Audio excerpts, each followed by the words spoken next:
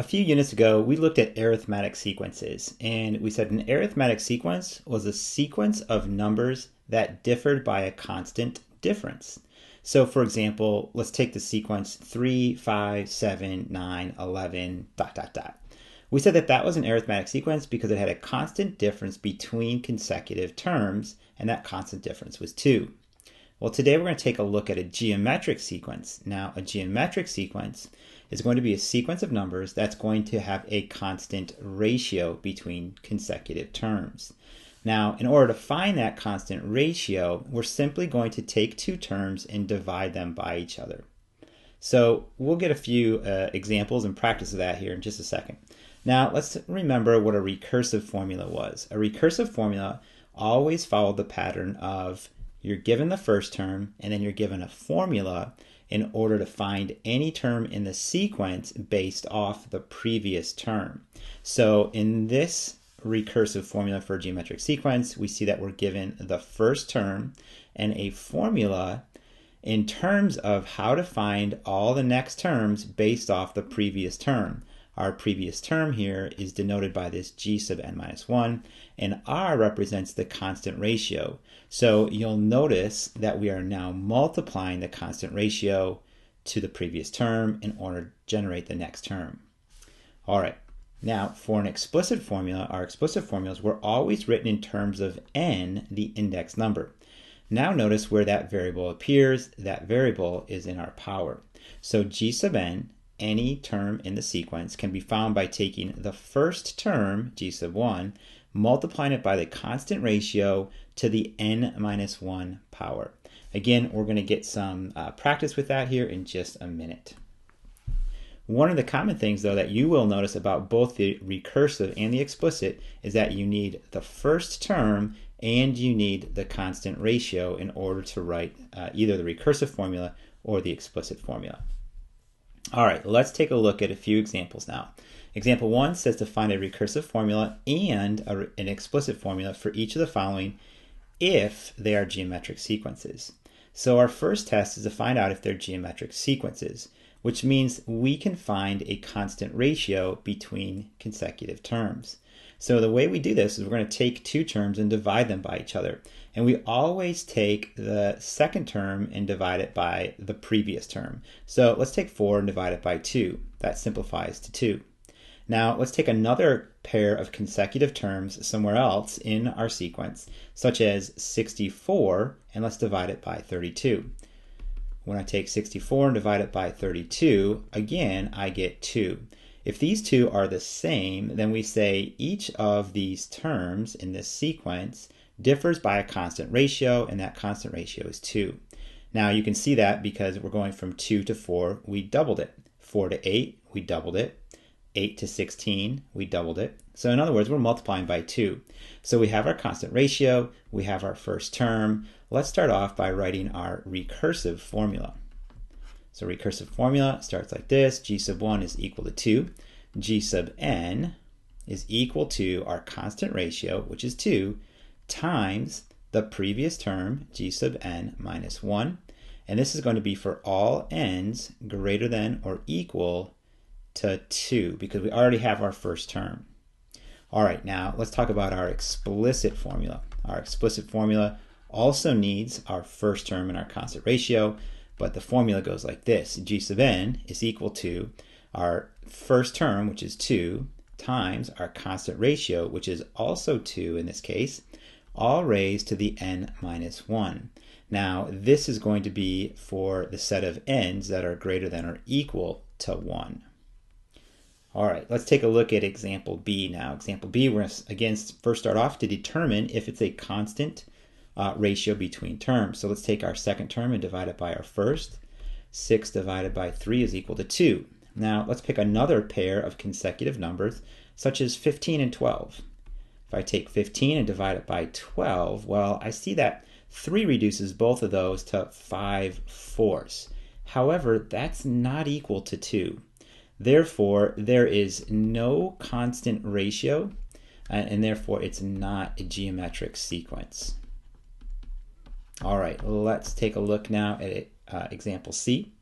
Again, we want to start off by finding a constant ratio between terms. So let's take 4 and divide it by 8. 4 divided by 8 reduces to 1/2. Our next set of numbers, let's just take 1 and divide it by 2. Well, 1 divided by 2 is in fact 1/2. So therefore, we see that the constant ratio between these terms is 1/2. I also have a first term that's equal to 8. So I'm going to write my recursive formula as g sub 1 equals 8. G sub n is equal to 1/2 times g sub n minus 1. And again, this is going to be for all the n values that are greater than or equal to 2. All right, next, let's write our explicit formula for this sequence. We have g sub n is equal to our first term, which in this case is 8, times our constant ratio, which is 1/2, to the n minus 1 power. And now this is going to be for all the n's greater than or equal to 1. All right, let's move into example 2 here. This is a nice, easy one. They just give us the first term and they give us the constant ratio, and they want us to find the first 6 terms of this geometric sequence. So we're going to start off by listing 6 as our first term. Now our second term needs to be our first term times our constant ratio. So in a geometric sequence, we're multiplying or dividing by the constant ratio in order to get our next terms. So 6 times -2, it's going to give me -12. There's my second term. My third term will be -12 now times the -2, which results in 24.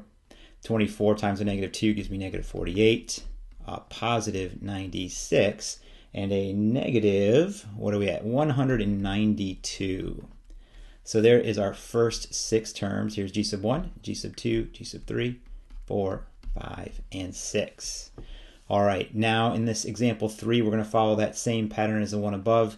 It says to write the first 5 terms. We're given the first term and the constant ratio. So let's go ahead and find those first 5 terms. The first one is 20, and then it's going to be 20 times 5/4 for the second one. So 20 times 5/4 results in 100 over 4, and that simplifies to 25. Our next one then is going to be 25 times 5/4. So 25 times 5 gives me a 125 over 4. We'll just leave it as a fraction. Next up, we have 125 over 4 times 5/4 again. So this results in 625 in my numerator over 4 squared, which is 16. And then one final term here, our first 5 terms. We'll have 3,125 now divided by 4 times 4 times 4, or 4 cubed, which is 64. So here's our first 5 terms of this geometric sequence. All right, in letter B here of this example, we are given the explicit formula that produces a geometric sequence, and our goal is to find those first 5 terms. So our first term would be when n is equal to 1. So if I substitute 1 in for my exponent here, I'll end up with the equation 4 times 3 to the 1 minus 1. And 1 minus 1 is 0. And I know that anything to the 0 power is simply 1. So my first term is 4 times 1, which is 4. All right, my second term can be found by plugging in the number 2 for the variable n. So that's 2 minus 1.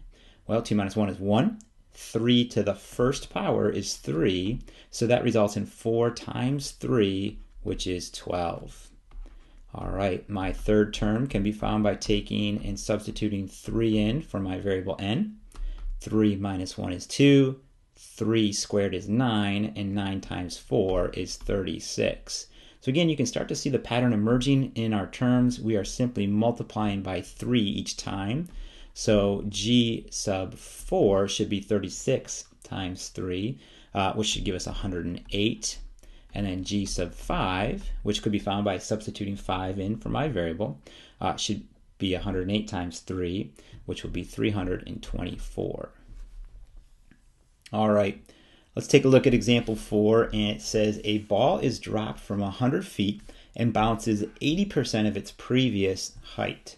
find the height of the 10th bounce. And then it gives us this height here. It says the first term is the height of the first bounce. So if we were to picture this, let's just say here's our wall, here's our ground.